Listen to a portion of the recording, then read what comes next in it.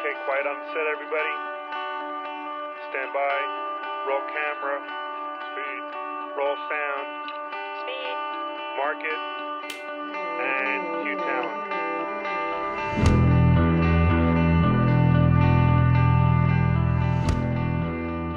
Hello and welcome. I'm your host, Art Aldrich, and this week in production, it's a wrap on Iditarod 52. This Week in Production is produced by Art Aldrich. The thoughts and opinions expressed here are undoubtedly his own. You can reach Art at thisweekinproduction@gmail.com. This is Don McGee. To book me for voiceovers, please call 908-451-6760. Thanks. Joining me back from the frozen tundra is my compadre and friend, Mr. Thomas Chartrand, Shoreline Media Pros. Tom, welcome. I'm glad to be back east. I've caught up on my sleep, 14 hours of sleep yesterday, 10 today, and I'm almost back on East Coast Standard Time.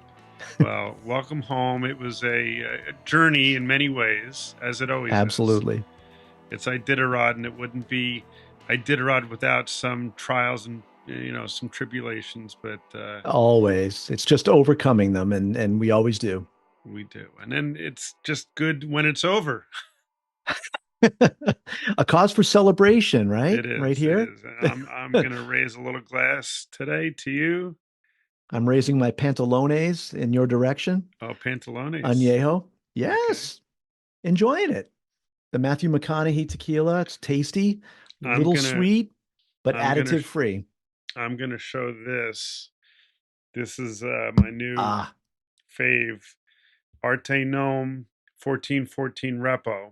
Very nice bottle. That is a nice one. So. And this is a good taste. I don't know that I would get it too much more often, but we always know no one likes to have any additives in their pantalones.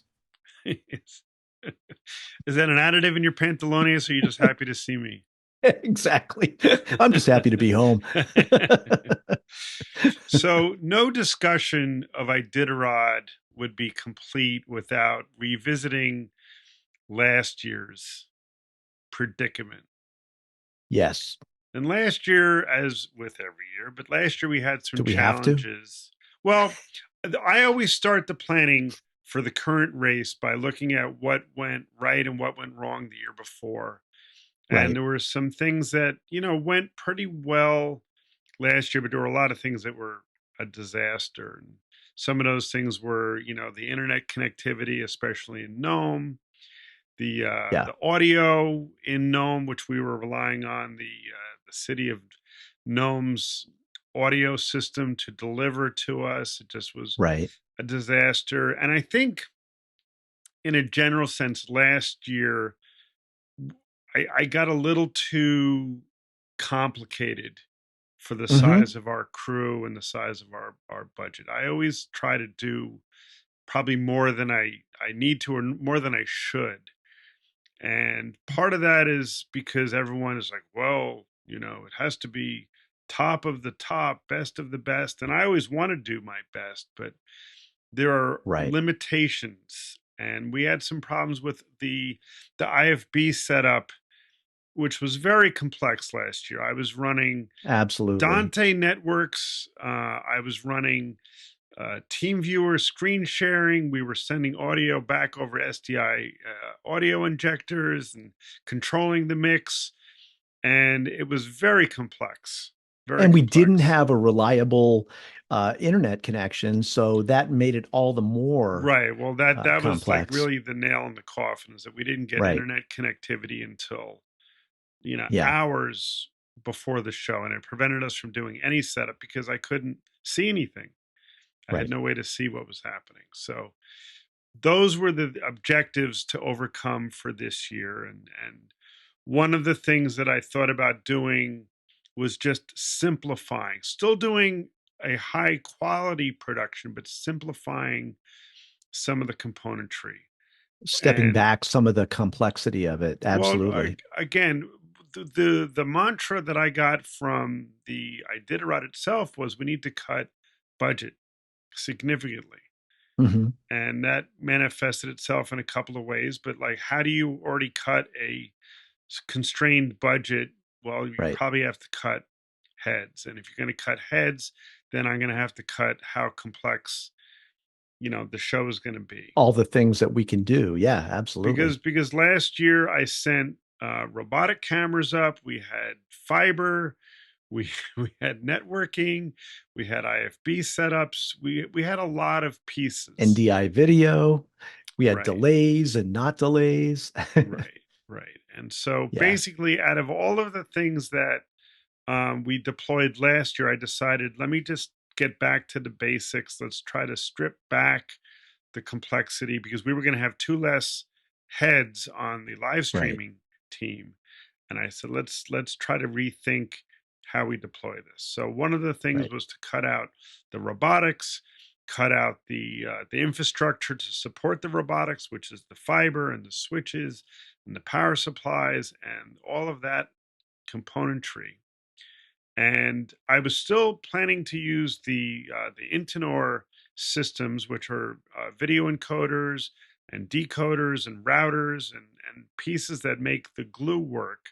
I was still And planning they've to proven use themselves those. over the years. Yeah, no, Absolutely. the Intinor stuff's always been solid, but this year, Yep. and we'll get into it, this year was, Yeah. no exception.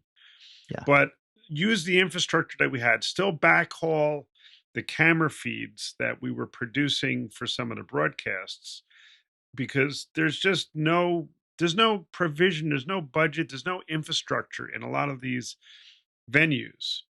So Right. cut budget, make the problems go away. And oh, by the way, instead of doing two live broadcasts, you have to do a third live A broadcast, third. which Exactly. was something that the TV station used to do, which was the ceremonial start.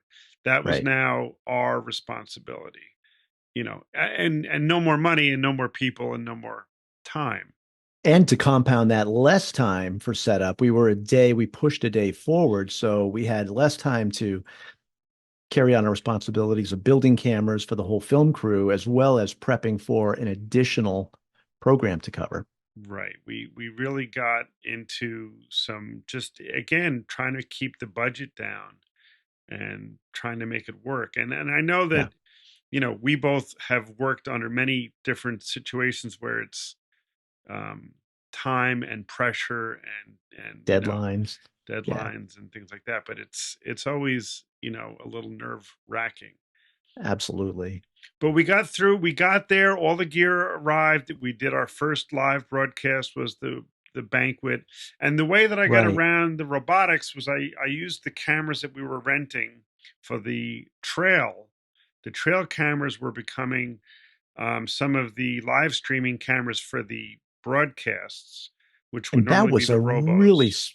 that was really smart. Just, getting used to them, having them set up, having them already pre-built into the packages that were going to go out in the trail. We were able to make use of them immediately when we needed them. Right. Another piece that was new this year, which was unfortunate because it caused a lot of angst, was the use of Starlink satellite systems. The telco in Alaska is a sponsor of the race, and they provide services for the live streaming and the communications for the race. And they were providing these iDirect satellites, which are like 24 millimeter dishes that would usually top out around 4 megabits per second of upload speeds. We had some If that, better results if that. last year because Yeah. someone was juicing up our uploads a bit, but they were very stable last year. Right. And they said, well, we can't do that this year for some reason. So we're going to use Starlinks. And I was like, well, okay, Starlinks sound good, but they're untested. Right. And one of the problems was that they didn't let us test until 3 weeks before we were going up there. If 3 weeks, yeah, it was like 2 weeks ahead of It going was up. it was really nerve wracking, and we were putting a lot of faith in something that didn't deserve to have faith put in it. Correct. So Although the initial tests were promising, we had some fabulous throughput speeds and like, okay, if it performs like this all the way along the Right. trail, They this will were be a good thing. they were promising, but again, Yeah, until you test and you try to test as much as you can, but right. we couldn't test everything, and it worked out well in the end. But we got Yes, through the the first couple of broadcasts, and that all worked great. One of the things for the trail that I was trying to do this year was to reduce the need to have someone on call 24 hours a day, because again, it's not budgeted that way. It's hard to dedicate resources to it. Usually it falls on my lap, and right, after usually the first 3 days I'm very very burnt out, and I can't always get my head clear to prep for the live finished show. So I right. designed a system using some software called Mimo Live, which I've talked about. It runs the really the backbone of the video switching and graphics for this race and for all my live streaming stuff. Right. And I designed a little mobile interface for the camera operators. And the idea was that the camera operators were going to control their own live hits with the talent. And Right. we had two camera crews that were going to have on camera talent with them, and then a third that was just doing sort of off camera commentary. So he didn't really need to have a setup. But Right. I built this system using multiple documents, running on one Mac Studio and an M1 Mac Studio. It worked well in testing, It was and clever. It was really user friendly, which it was neat to was. see. Yeah. Yeah, you could do it on a phone, and you Right. were going to have internet because you had the Starlinks. If there was no Right. internet, there was no feed. So if you And it had a was just an feed, HTML document, so very low overhead yeah, too. very low overhead. So that worked well, but the problem was that we were getting um, buffering in the Mm, streams from the Starlinks. What I wound up doing was, and this is like one of the nice things about the Intinor system, is that I have full remote control of every piece of equipment that I deploy. I can go into the encoder and change any of the number of settings. Um, including streaming protocols too. right, Yeah. right. Actually, originally, what I was planning to do was sending the streams back to me in New York, but also at the same time sending a backup stream to our server, our video server, which is our Wowza instance. And the idea was, okay, if something happened to the New York control room, then we could switch to the Switch backup, over. and it would be seamless on the website. Right. And I think that's where we were actually having the buffering issues, that the server wasn't handling both ingests from New York and from the trail. And what I wound up doing at the last minute was just redirecting to the website directly, but I was able to use SRT. Normally, we would send like something like an RTMP feed back to the Right. server, but SRT really, with the satellites and the latency that we get from the satellites, which is very high, that SRT feed was stable and smooth All and day very long. very good quality. And part of the reason this year that we had, I think, just excellent picture quality was that the Intinor released a new HEVC codec that I was able to add to my systems as a software update. Pay a license fee, but basically get new features and new capabilities that it didn't ship with, which is awesome. And by using that HEVC codec, I could basically cut the bandwidth in half and In half. still Right. yield the quality. So sending a 2.5 megabit HEVC stream back to the Wowza server over SRT was so stable and so clean and so beautiful. I mean, better than It anything really we've ever was. had at 5 megabits on the iDirects. Yeah. Overall. And the more stable connection we did have with the Starlinks all the way through, which we gradually discovered as the race went on. I mean, together, it was fantastic. Yeah. So just having that flexibility in the gear was really important, and it's one of the reasons why I like the Intonor products. So Yeah. we made a little pivot, which actually worked out really well for me because it freed me up to manage more of the live broadcasting pieces that had to be planned for and arranged. So Right. that actually was a win-win in some ways. I think we could go back to something where the camera operators have control of the picture and the start and the stop and the record and the upload, but that's probably a project for another team down the road. One of the plans this year for at least the video coming in and out of the Intonors was Hmm. to not use NDI, but to use baseband video. Yep. And in the past, I've always used NDI just because it's all network friendly and everything is really IP based in my production pipeline. But the one thing I guess with Intonor is that they don't always stay current with the current NDI. NDI updates very frequently, and if you don't match NDI versions with what's on the Intonor, you run into some problems. And I wanted to avoid those headaches, so I basically added some video cards that allowed me to do in or out, really either way. And something I learned this year that was really surprising was they can custom config the cards to give me two in and two out on the same card instead of four in or four out. Oh, that's a surprise. I didn't realize Yeah. that. Yeah, Ah, so we wound up having the one ingest system in Anchorage. It came up with us. I left it there. I used it in Anchorage to basically take the Starlinks and bring them into the hotel, which was our control room. And so right. the cards were set up for output because I was using them to bring in the IP feeds and then bring them out to my M3 laptop, which was a beast, and that worked really well. And Held up so well.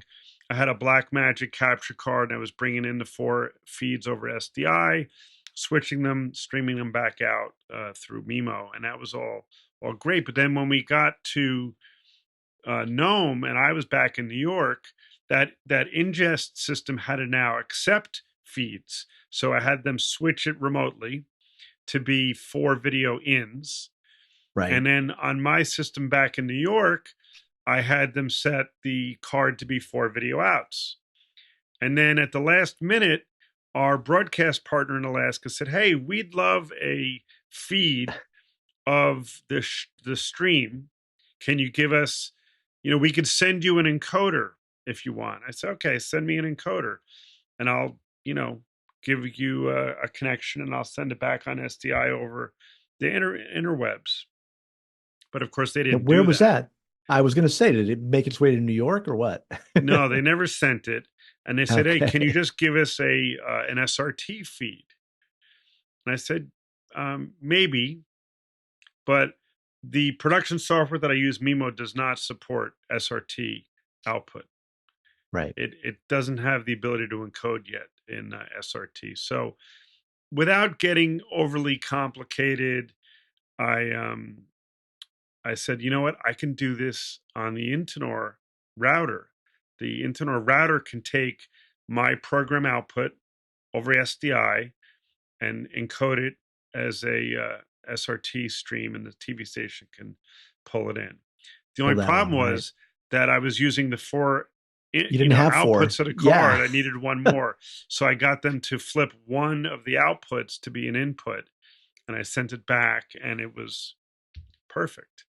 So Ah, really, like, I, I couldn't have done the show without Intonor in many ways. And so flexible. as a matter of fact, it was as I was doing my testing in January, getting all the gear prepped. One of the encoders, the field encoders, wasn't booting up right. Like it would turn on, but it wouldn't boot up right, and I couldn't resolve it. And they tried to help me remotely, and we could never see the box on the network. and they said, it might be stuck in a like a BIOS loop or something. And 2 days later, there was a new replacement encoder at my doorstep. That's So amazing. without missing a beat, I was just able to put it in the system and go. Straight from Um, Sweden. I mean, that's amazing. yeah, that was great. Another thing that worked really good this year was the cellular component, because these Intonor encoders have a bonded cellular component to it, and I've never been able to use it because getting cellular SIM cards has always been a pain in the ass. Either you have to buy Big challenge. prepaid cards and then they run out and you can't roll them over, or you have to buy ongoing service and you're paying for it no matter whether you're using it or not. I don't do enough live streaming, especially over cellular, that it would warrant me having, 16 cellular accounts with three carriers to make it work. Just Right. wasn't financially viable. So I've always struggled with using cellular because I'd never had a good option.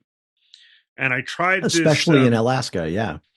Well, at one point there was a company called Twilio that was providing something called a super SIM, which would let you take one SIM card and tell it you'd want it to be AT&T or Verizon or Right. T-Mobile, but I could never make them work in Alaska. We tried it one year and it just didn't Couldn't get work. anything. Yeah.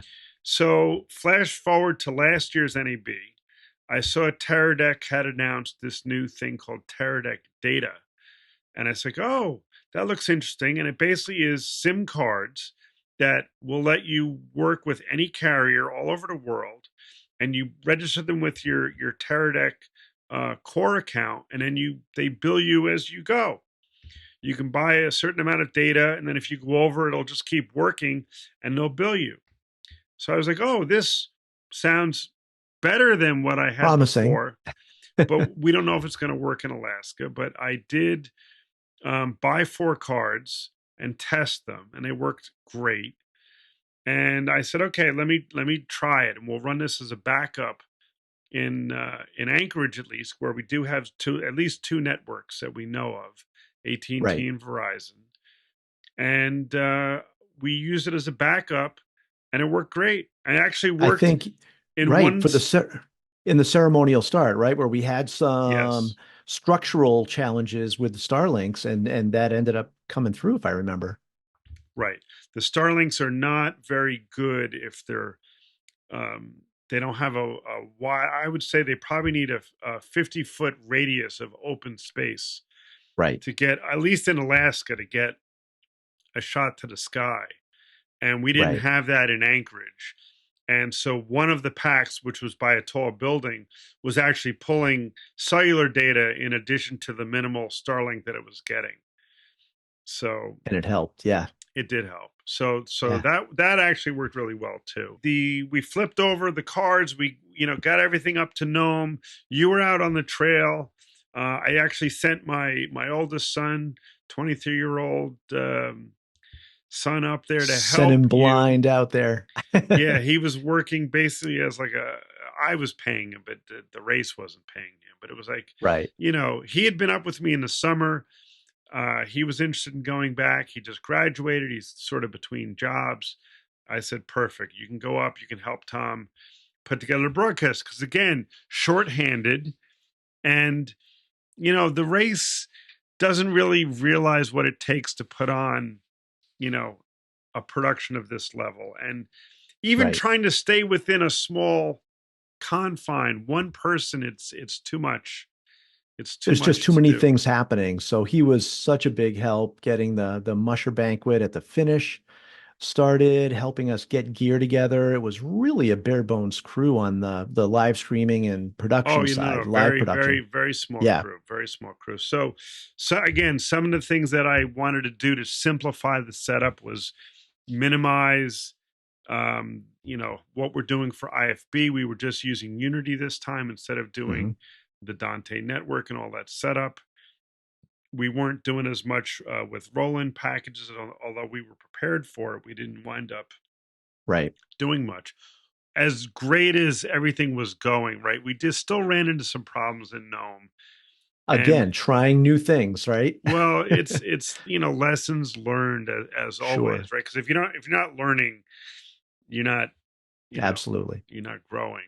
So one of the issues that we had this year, and again trying to take steps to eliminate it. So we had problems with the audio from the PA mic in the city of Nome. And so this year I brought up a separate system, Electrosonics, with a handheld SM57, and we were fine. Like that all worked great.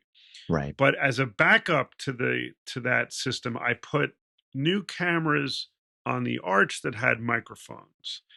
And we had to use something that wasn't SDI based because you can't, for whatever reason, the Marshall cameras that I use with SDI don't have analog audio inputs. Right. And then it would be super complicated to add an SDI audio injector. And again, trying to keep it simple. So with new Right. cameras, HDMI based, I'm using new fiber transceivers. They're AJA FIDO transceivers. They worked great. They were I was fantastic. I was Yeah. putting analog audio right from the cameras on the arch, just in case.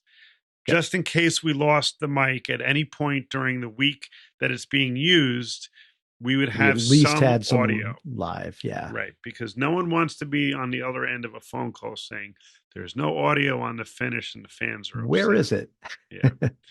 So, with all that being said, the plan for the finish was to have one of the big handheld cameras that the documentary team uses, have one of those cameras used for the finish cam. And last year we ran into some issues. We were using it over a wireless Vaxis system. Right. And I think we had some issues with power and mounting. So this year I said, you know what, I'm Connections. gonna Yeah. I'm gonna rent a Teradek bolt, and the bolt is gonna have a gold mount. It'll integrate into the back of the camera, so there's no weird cabling or issues with mounting and arms and Right. falling off. But the problem was that we didn't have. I think we lost line of sight Line of sight. between Absolutely. between the control room and the arch, because once the Yep. champion comes in, everyone crowds into the shoot, and you really need a clean line of sight. We Yep. tested it and it tested fine, but there was no one in the shoot, when we Yeah. tested. When everyone's there, it just gets crowded. There's no control. Right. And that was what we were victim So of. that was frustrating, and that didn't Yeah. work well. One of the other new things that I wanted to do this year was try to use a drone for live picture, because Yep. there's a part of the finish where the musher is coming off the frozen ocean. He comes onto the street and he goes about 5 or 6 blocks up the street. And we've done all kinds of crazy stuff, like use a Hollyland unit in the back of a truck, and And you know following him with a truck. Yeah. poor Christian froze his hand one year trying to Yeah. operate. And so I was like, well, maybe we can try using a drone. And we were able to get a waiver, and we were able to. I was going to take the RTMP feed from the phones. Right. The app, the DJI app, has a way for you to take the stream and send it out RTMP. And again, my Intinors can accept RTMP streams. So I'm like, okay, we'll just hook the phone up to the Wi-Fi network, and then we'll stream it back to me. And that unfortunately was a train wreck. It Great, was. And for great idea. in training, it worked. I mean, and testing, we had clean signal. We did it before anything happened. And coming into practice, we thought it would work. And every time Now you went to it, yeah, we didn't ever figure out exactly why that didn't work. My theory is that we had too many people on the Wi-Fi. The Wi-Fi router, we were overloading it. the Wi-Fi router with all And the and outputs going out. Yeah. and one thing that I had known about, and we talked about it, and we didn't unfortunately have time to really deploy it. But when you have an iPhone, and some of the people had personal iPhones on the trail and things like that, iPhone with all its iCloud magic, when you put that on a wireless network, especially when it hasn't been on a wireless network, it does a lot of background data Yeah. uploading, a lot. Hauls it down. Hauls it Yeah. down. And you get two iPhones on a network and it starts doing pictures and videos that you've been taking. It can mess up your Yeah. uh, your network without appearing to, be, oh, well, there's only a couple things on the network. Well, they're using a lot of Right. data. So we didn't really ever figure that out. I think in my original plan, I was hoping to use HDMI and directly into the Intinor. Right. And I guess there was some miscommunication with Christian, our drone operator, about whether his remote had HDMI output or not. And he said Right. The smart it did. controller didn't work with his particular model of drone, and Yeah, he didn't yeah. have that So capability. we lost that ability to hardline. I think hardline is always going to be the safest. Yeah. We lost that ability. So we tried it. I think in hindsight, we could do better with it, but it did add a nice Absolutely. element to the documentary, at least, and the replay coverage, which we were able to edit Right. in the recorded shots. Yeah. Thank God we were recording. Yes, thank God we were recording. I mean, overall, I think, and again, you have to temper this because I know that the producer person is always like, "Well, this is not broadcast quality," and I'm like, "Well, that may be true, but this is not a broadcast budgeted production, and Or staffed. Or or staffed. I staffed." do a I'm lot just of saying, live event.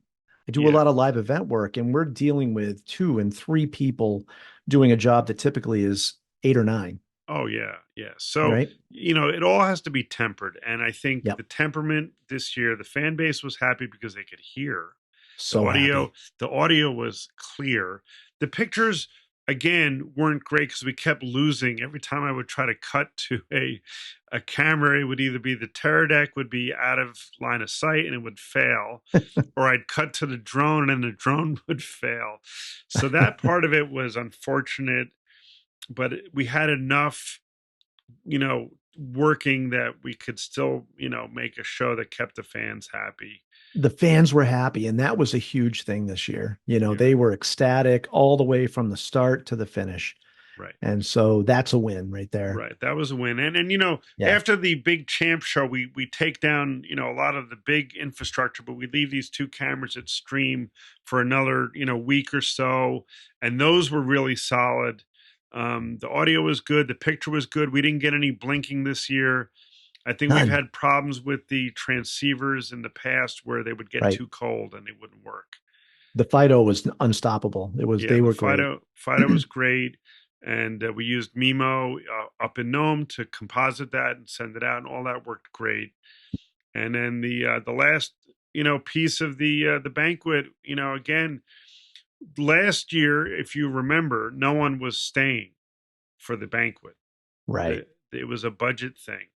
And this year was also a budget thing because when I booked you, I originally told you you're leaving, Right. before the banquet because that's what I was told. And then that Hmm. got a little clouded up with some people, and you wind up staying. And again, thank you for doing so because we Of course. couldn't have produced the show without you staying. But and it makes a difference when you have, last year what I tried to do, and again, sometimes you're trying to be too clever. I Right. had these two miniature PTZs, and I put them on the podium, literally on the podium on a stand, because it was simple enough to wire up. And I had a Mac Mini that I had remote access into. And I was basically connecting the mini cameras to the Mac Mini and then streaming both those feeds back to me in New York. And I was combining and switching the show there. And the audio was coming in just over those two Oh, built-in the existing. mics Oh, just the mics on because that. we Oh, I had didn't no realize that. technical Yeah. staff in Nome. Had no Right. technical staff in Nome. So it was not great, right? It wasn't great. This year was Right. a much better show because two people stayed, you and my son. And Dan. Yeah. And we were able to produce a very good show. We used some nice advanced features of Mimo to bring in spreadsheet data and, That was phenomenal to me. I mean, again, it makes a two-person crew look like a five-person crew. Being able to put up data and lower third graphics and roll in videos and things like that. That's the beauty of Mimo as well. And another nod to Starlink. I made the call to just forego the cable modem that was there. For we had unobstructed view of the north, so I kept one of the Starlinks, and that I think gave us just that little extra bit of assurance that we were going to have a uninterrupted show. right, right. So yeah, I mean, overall, I think, like I said, there were a lot of positives. There were a lot of wins. I think we Yeah. definitely learned some stuff. I think, I was thinking about this, and I'm not putting my hat back into next year's event on Oh, you're any not? level. I'm not. I'm not. But I think what I would tell someone to do differently next year for the finish is put the Teradek receiver at the arch. And run a Backhaul line. backhaul that over a fiber channel and bring it back into the control room over fiber, but keep the camera and the receiver much Close. closer than the distance that we were using. And maybe even use two receivers. And Right. If you can hop it. Yeah. I think you can. And I we think didn't you have can the do that. ability to get the receiver up any higher either, especially at that late moment. Yeah, So that was tough. yeah. So anyway, we learned some Lessons things. learned. Yeah. We learned some things. I definitely think anything I'm going to do going forward with streaming, I would definitely use SRT as the transport mechanism. I've had many problems with RTMP in the past, especially with bit rates and latency. It just does Right. not handle fluctuations in the latency very well. SRT is just a much superior system. Plus, you can use HEVC codec in SRT. You can't do that in RTMP. Ah. So, some lessons learned there, and I will pass all that knowledge on to anyone watching so they can do with it as they may. You've done a great job.